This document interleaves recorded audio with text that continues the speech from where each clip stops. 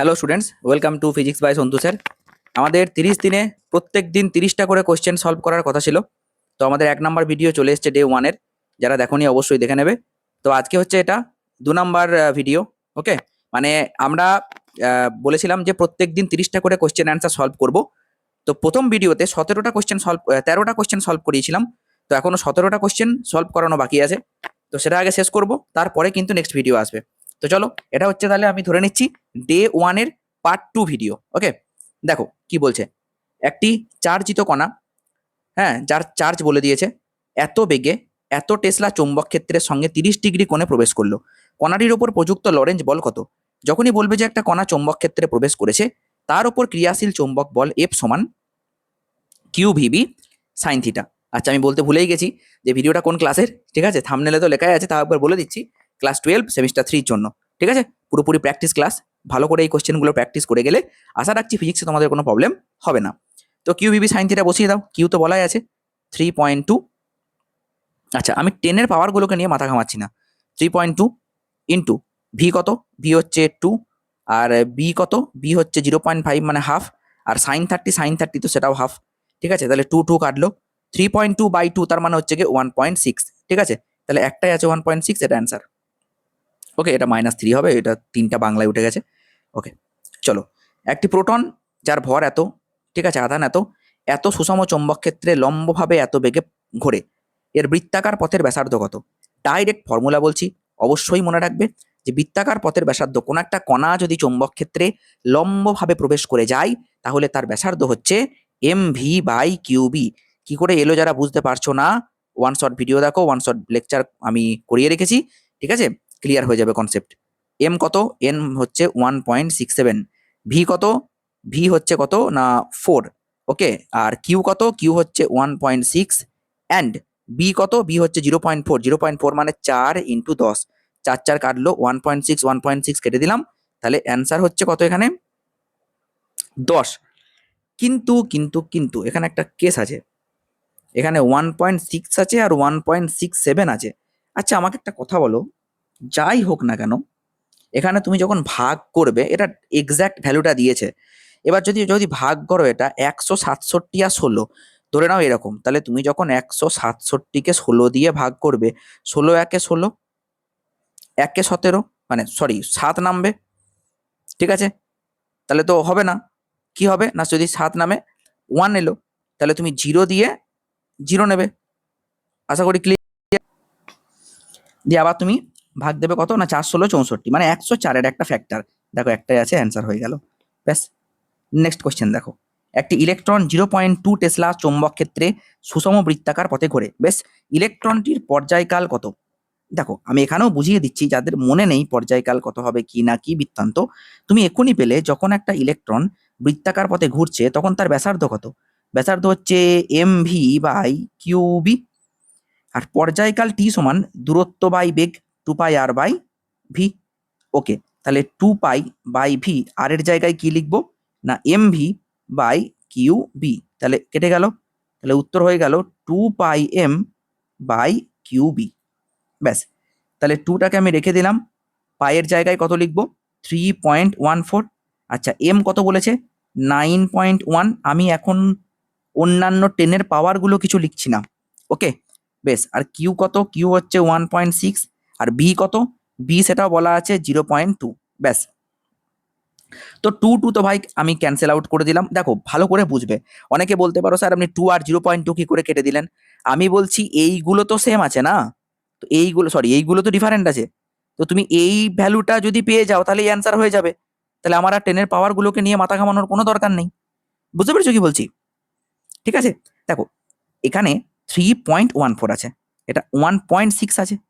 তাহলে যদি এটা 1.5 থাকতো, তাহলে কত দিয়ে যেত? 1.5 2 3 কেটে যেত। ভালো করে বুঝতে হবে কি বলছি। যদি এটা 3 থাকতো আর এটা যদি 1.5 থাকতো, তাহলে 1.5 2 3 কেটে যেত।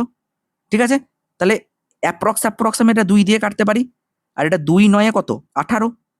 ঠিক আছে, তার মানে 18-এর কাছাকাছি কিছু একটা আসবে। তাহলে 1.78 হচ্ছে অ্যান্সার। ব্যাস, হয়ে গেল। আবার কি? এইরকম ভাবে ইজিলি অ্যান্সার বের করা শিখতে হবে। বুঝতে পেরেছো কি বলছি? একটি কণা যার আধান এত, এত টেসলা চৌম্বক ক্ষেত্রে 60 ডিগ্রি কোণে এত বেগে প্রবেশ করে হেলিক্যাল গতিপথ তৈরি করে। হেলিক্সের পিচ কত? পিচ মানে কি জানো? একটা কণা, মনে করো এইদিকে চৌম্বক ক্ষেত্র কাজ করছে, একটা কণা এই দিকে ঢুকে গিয়েছে, যখন এই দিকে ঢুকে যাবে 90 ডিগ্রি অ্যাঙ্গেলে, তখন কোনো সমস্যা নয়, ওকে বৃত্তাকার পথে ঘোরাবে। কিন্তু যদি 90 ডিগ্রি অ্যাঙ্গেলে প্রবেশ না করে যদি এই রকম অ্যাঙ্গেলে প্রবেশ করে যায়, এইরকম ভাবে প্রবেশ করে গেল মনে করো, তখন কিন্তু একে ঘুরতে ঘুরতে এগিয়ে নিয়ে যাবে, একে এরকম ভাবে ঘুরতে ঘুরতে এগিয়ে নিয়ে যাবে। তো এইটাই হচ্ছে হেলিক্যাল পথ। হেলিক্যাল পথে একবার ঘুরলে সামনের দিকে যতটা এগিয়ে যায়, তার মানে এইটা হচ্ছে পিচ।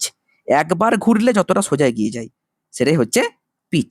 তো এই পিচের একটা রাশিমালা আছে, সেই রাশিমালাটা মনে থাকলে তুমি ডাইরেক্ট বের করে দিতে পারবে, আর নইলে কিন্তু চাপ আছে। ফর্মুলাটা অবশ্যই মনে রাখবে, পিচকে আমি পি দিয়ে লিখছি, 2πmv cos theta divided by QB. ব্যাস, তাহলে 2 বসাও, 3.14 বসাও, এম এর জায়গায় তুমি কত বসাবে? 1.67 বসাবে, ভি এর জায়গায় কি বসাবে? 2 বসাবে, ঠিক আছে। কস থিটার জায়গায় আমি 10 এর পাওয়ার গুলো এখন বাদ দিচ্ছি, বুঝতে পেরেছো তো? কস থিটার জায়গায় কত? cos 60 হাফ পাই, ঠিক আছে, হাফ মানে এখানে 1 নিচে 2। আর কিউ কত? কিউ হচ্ছে কি 1.6। আর বি কত? বি হচ্ছে 0.5 টেসলা, তার মানে হাফ, মানে এখানে 1 ওপরে 2, 2 2 কেটে দিলে 1.6 কেটে গেল, তাহলে কত আসছে বলো তো? 2 2 4, 3.14, 3.14 ইন্টু 4, 4 3 এমনিই 12 হয়, বা 3.14 আছে, মানে 12-র জায়গায় 16 হবে। ব্যাস, ঠিক আছে, ডান হয়ে গেল। বুঝতে পেরেছো কি বলছি? তাহলে এটা হবে 0.163, বাট এটা হবে তোমার 6, 4 তো 4 14 56, 4 4 16, 4 একে 4 আর একে 5, 4 3 12 আর একে 13, 1356 হচ্ছে। এবার দেখো এখানে আমি অ্যাপ্রক্স ধরেছি, তাহলে এর কাছাকাছি তো এটাই আছে না, হয়ে গেল। দেখো, আশা করি ক্লিয়ার, আশা করি ক্লিয়ার। তো এইরকম ভাবে যদি সলভ করতে পারো, তাহলে তাড়াতাড়ি সলভ হয়ে যাবে। ওকে, চলো এবার নেক্সট কোয়েশ্চেন যাবো। দেখো, তুমি যদি এক্সাক্ট ভ্যালুগুলো নাও, তাহলে এই অ্যান্সারটা আসবে, বুঝতে পেরেছো? তো এটা আমি ওই জন্য শেখাচ্ছি যে কি করে ইজিলি অ্যান্সারটা কাছাকাছি তুমি নিয়ে আসবে। তারপরে দেখো, একটি দীর্ঘ ঋজু তারে 15 অ্যাম্পিয়ার তড়িৎ প্রবাহ চলছে, তারটি থেকে 3 সেন্টিমিটার দূরে চৌম্বক ক্ষেত্রের মান কত হবে? দেখো, দীর্ঘ ঋজু পরিবাহীর জন্য, এটা দীর্ঘ ঋজু পরিবাহী, এর মধ্যে দিয়ে কারেন্ট যাচ্ছে, এখান থেকে আর দূরত্বে তুমি একটা বিন্দু নিলে পি বিন্দু, তো সেখানে চৌম্বক ক্ষেত্র যদি তোমাকে বের করতে বলে, তাহলে তার রাশিমালা কি হবে? ডাইরেক্ট ফর্মুলা ভাই, B equal to mu naught I by 2πr, ব্যাস হয়ে গেল। তো মিউ নট কত? 4π ইন্টু 10⁻⁻7, ঠিক আছে, তাহলে 4π, হ্যাঁ আমি আর 10⁻⁻7 আর নিচ্ছি না, কারণ এইগুলো সব আলাদা আলাদা আছে, ঠিক আছে। আই কত? আই হচ্ছে 15, ওকে, এখানে হচ্ছে 2π, আর 3 সেন্টিমিটার, মিটার করলে আবার 10 এর পাওয়ারের এদিক ওদিক হবে, আমি শুধু 3টাকে নিলাম। পাই পাই কাটো, 2 2 4, আর এটা হবে 3 5 15, মানে 5 2 10, 10 মানে কি ওই একের ফ্যাক্টর একটা, ব্যাস হয়ে গেল, আবার কি, ডান। একটি 20 সেমি ব্যাসার্ধের বৃত্তাকার কুণ্ডলিতে 50টি পেঁচ আছে, তার মানে এন সমান হচ্ছে 50। কুণ্ডলিটির কেন্দ্রে এত চৌম্বক ক্ষেত্র তৈরি করতে কত তড়িৎ প্রবাহ প্রয়োজন? বেশ ভালো কথা। আচ্ছা, 20 সেন্টিমিটার ব্যাসার্ধের বৃত্তাকার কুণ্ডলিতে 50টি পেঁচ আছে, সে তো গেল, ওকে। তাহলে ফর্মুলা কি?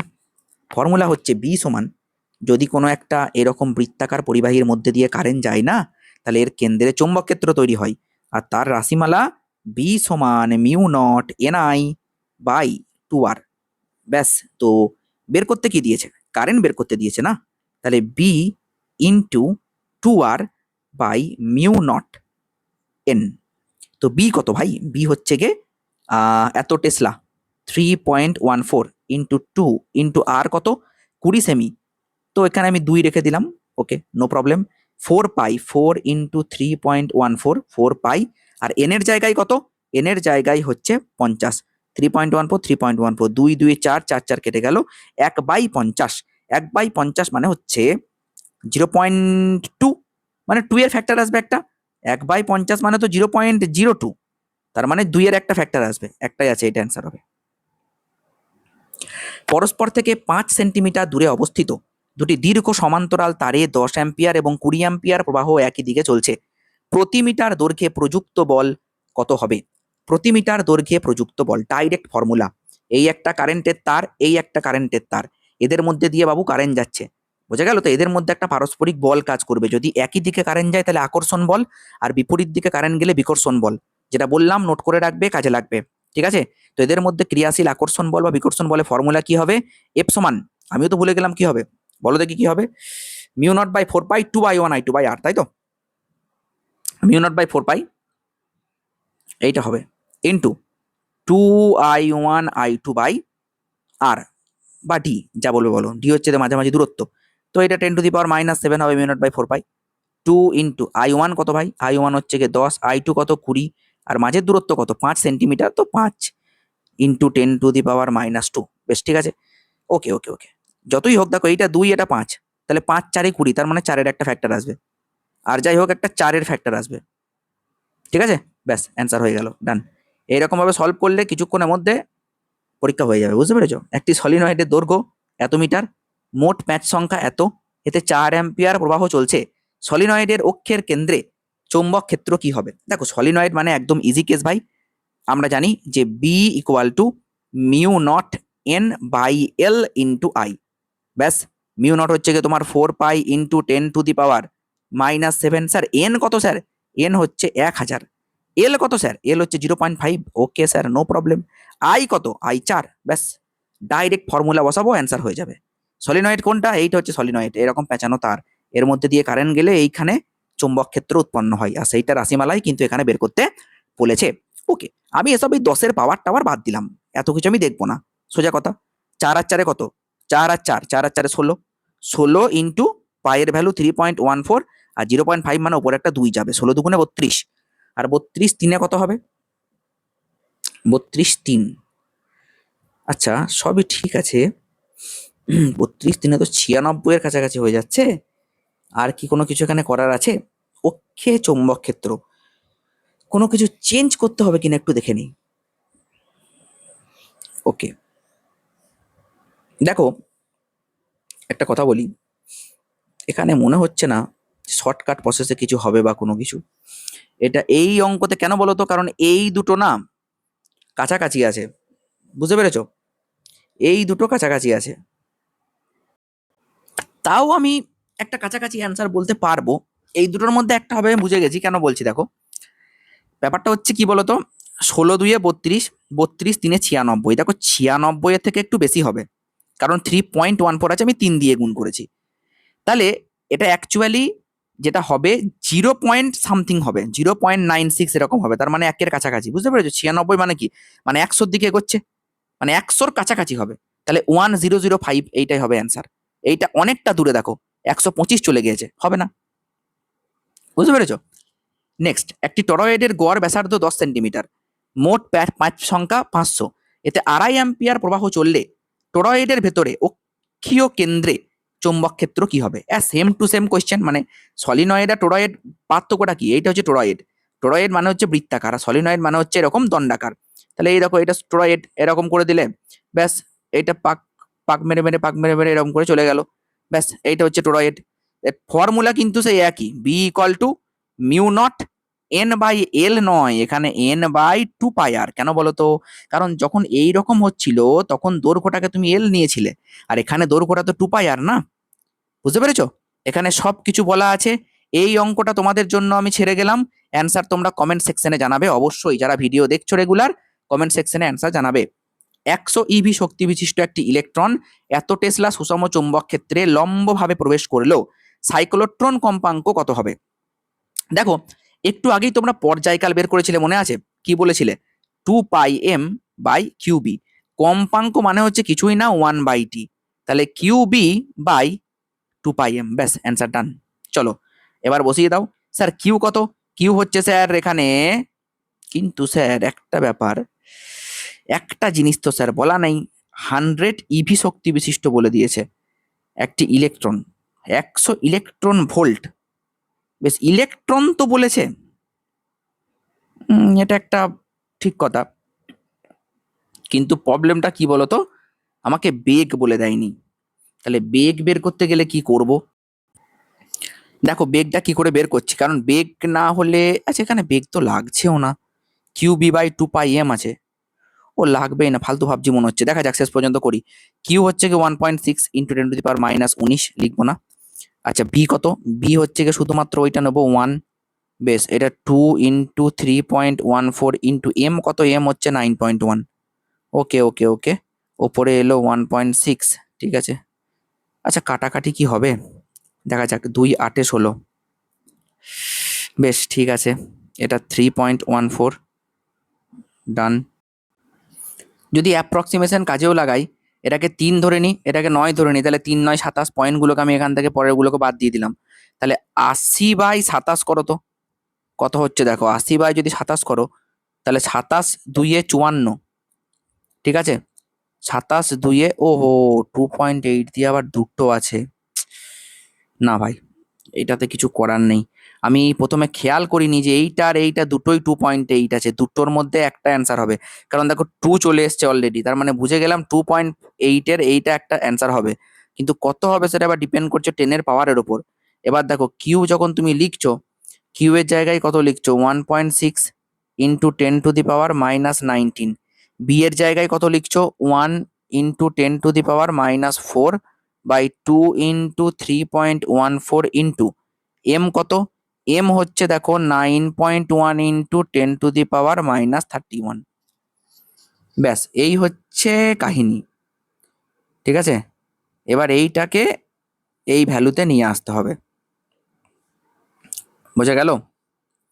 দেখো এখানে 2 8 16 লিখলাম। ঠিক আছে, 0.8 অবশ্যই। এখানে 3.14টাকে আমি অ্যাপ্রক্স 3 ধরলাম, 9.1টাকে আমি 9 ধরলাম। ঠিক আছে, বেশ।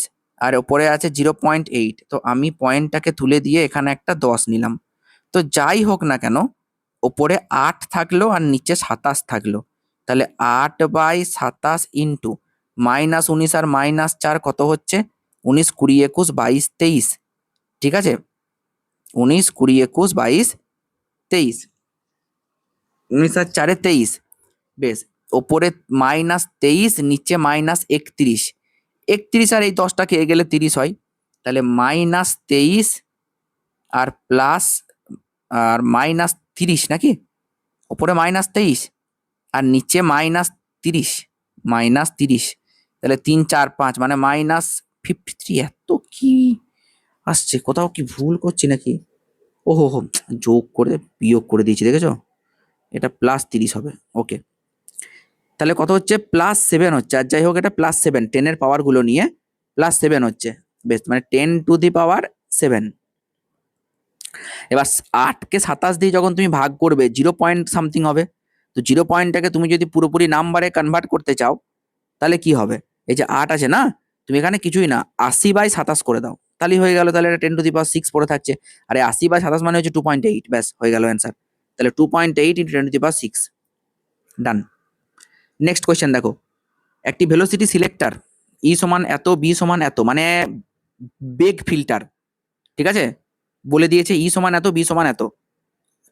অবিক্ষেপিত অবস্থায় নির্গত আধানের বেগ কত হবে? শোনো, বেগ ফিল্টার এমন একটা যন্ত্র যার মধ্যে দিয়ে কিছু সিলেক্টেড ইলেকট্রন যেতে পারবে। যে সমস্ত ইলেকট্রন বা যে সমস্ত কণার বেগের মান হবে E/B এর সঙ্গে সেম, তারাই একদম ডেভিয়েট না করে চলে যাবে। তাহলে ই কত? 3, আর এইদিকে বি কত? 15। তাহলে 15 2 30, মানে এটা 0.2 যদি হয় তাহলে এটা অ্যান্সার হবে। একটি আয়তকার কুণ্ডলী দৈর্ঘ্য 10, প্রস্থ 5, প্যাঁচ সংখ্যা 100, এতে 2 অ্যাম্পিয়ার প্রবাহ চলছে। এই কুণ্ডলীটি চৌম্বক ভ্রামক কত হবে? তার মানে হচ্ছে গিয়ে পিএম ইকুয়াল টু, চৌম্বক ভ্রামক যদি বলি, PM equal to current into area. তো কারেন্ট কত? কারেন্ট ইনটু এরিয়া, আবার একটা এন হবে কারণ এন পাক সংখ্যা যেহেতু বলা আছে। তো কারেন্ট কত? কারেন্ট তো বলাই আছে 2, আর এরিয়া কত? দৈর্ঘ্য গণিত প্রস্থ, তার মানে হচ্ছে গিয়ে ওই 10 গণিত 5, কিন্তু একটা টুইস্ট আছে এখানে। 1 2 3 4, 4টে শূন্য লাগিয়ে দিলাম। আচ্ছা এন কত? এন হচ্ছে 100। ব্যাস হয়ে গেল। তাহলে 0 0 1 2 1 2, তাহলে 5 2 10, তাহলে 10/10, তার মানে 1 অ্যান্সার। তাহলে 1 ampere metre square. 1 ampere metre square. বলো, আশা করি ক্লিয়ার। এম সমান এত চৌম্বক ভ্রামক বিশিষ্ট একটি কুণ্ডলীকে এত টেসলা চৌম্বক ক্ষেত্রের সাথে 30 ডিগ্রি কোণে রাখা হলো। কুণ্ডলীর ওপর প্রযুক্ত টর্ক কত? Tau is equals to M B sine theta. এটা হচ্ছে ফর্মুলা। এম কত? 0.8, বি কত? 0.5, আর সাইন থিটা কত? সাইন 30, সাইন 30 মানে হাফ। তাহলে 5 8 40, 5 8 40 মানে এখানে হবে 0.04 ইন্টু হাফ। তাহলে 2 2 কেটে গেল, তাহলে 0.02। কি ব্যাপার, 0.2 অ্যান্সার দেখাচ্ছে কেন? কাহা গলতি হো গয়া। এম তো বলেই দিয়েছে, টর্কের রাশিমালা ডাইরেক্ট লিখে দিলাম, এম বি সাইন থিটা। তো এম তো বলাই আছে ভাই, বিও বলা আছে। 5 8 40 করলাম, 0.04, সাইন 30 হাফ। তো প্রযুক্ত টর্ক তো 0.02 হচ্ছে। তো এখানে যখন দেওয়া নেই 2 এর ফ্যাক্টর, আমি এটাই অ্যান্সার নিলাম, কিন্তু এটা 0.02 হবে কিন্তু। 5 ও 5 8 40 না, এখানে একটা 0.4 হবে, এদের 0.2। ঠিক আছে ঠিক আছে, 0.2। ওকে। একটি চলকুণ্ডলী গ্যালভানোমিটারের রোধ এইটা, জি সমান এইটা বলে দিয়েছে। আই জি সমান 2 মিলি অ্যাম্পিয়ার প্রবাহে পূর্ণ স্কেল বিক্ষেপ দেয়। একে 10 অ্যাম্পিয়ার ধারণ ক্ষমতার অ্যাম্মিটারে রূপান্তরিত করতে কত শান্ট লাগাতে হবে? দেখো, এইটা হচ্ছে একটা গ্যালভানোমিটার, আমি একটু জিনিসটা বুঝিয়ে বলে দিই। তো গ্যালভানোমিটারকে তুমি যখন শান্টে রূপান্তরিত করবে, তখন সমান্তরালে একটা তোমাকে শান্ট যুক্ত করতে হবে। মানে গ্যালভানোমিটারকে তুমি যখন অ্যাম্মিটারে রূপান্তরিত করবে, এটা গ্যালভানোমিটার, এটা অ্যাম্মিটার, এই যে আমি পুরোটা বানিয়ে দিলাম যেটা, এই সেটআপটাকে বলবো অ্যাম্মিটার। তো গ্যালভানোমিটারকে অ্যাম্মিটারে রূপান্তরিত করতে গেলে সমান্তরালে একটা শান্ট যুক্ত করবা। বুঝতে পেরেছো? তাহলে এইটা হচ্ছে শান্ট। তাহলে এইদিকে আই কারেন্ট যখন আসছে, এই দিকে চলে যাবে আইজি, আর এই দিকে চলে যাবে আইএস। এর একটাই formula, IG into G equal to is into S. ব্যাস, বের করতে কি দিয়েছে বাবা? এস বের করতে দিয়েছে। IG into G by IS. IG কত? আইজি বলে দিয়েছে 2 milli ampere, 2 into 10⁻³ okay sir. G কত বলে দিয়েছে? 50। আইএস কত বলেছে? আইএস তো স্যার জানি না, আইএস মানে হচ্ছে I minus IG equal to is. তাহলে আই কত? আই হচ্ছে স্যার 2 ইন্টু 10⁻³ না না সরি, এটা হচ্ছে আইজি। আই হচ্ছে 10, তাহলে 10 মাইনাস 0.002। ঠিক আছে, 10 মাইনাস 0.002, কারণ মিলি অ্যাম্পিয়ার আছে। তাহলে অ্যান্সার হচ্ছে 9.998। তার মানে ওই 10ই আর কি, ও চেঞ্জ করার দরকার নাই, 10 ধরে লে ভাই। তাহলে 10 ধরে নিলে 10 5 50 করে লে, তাহলে 5 2 10, 10 ইন্টু 10⁻³ 10⁻²। তার মানে কত অ্যান্সার? 0.01। ব্যাস হয়ে গেল, ডান। আচ্ছা, আবার কি বলছে? জি ইকুয়াল টু 100 ওহম রোধের একটি গ্যালভানোমিটার এত মিলি অ্যাম্পিয়ার প্রবাহে পূর্ণ স্কেল বিক্ষেপ দেয়। একে 15 ভোল্ট ভোল্টমিটারে রূপান্তরিত করতে শ্রেণী সমবায়ে কত রোধ যুক্ত করতে হবে? এটা তো আমি বলবো না।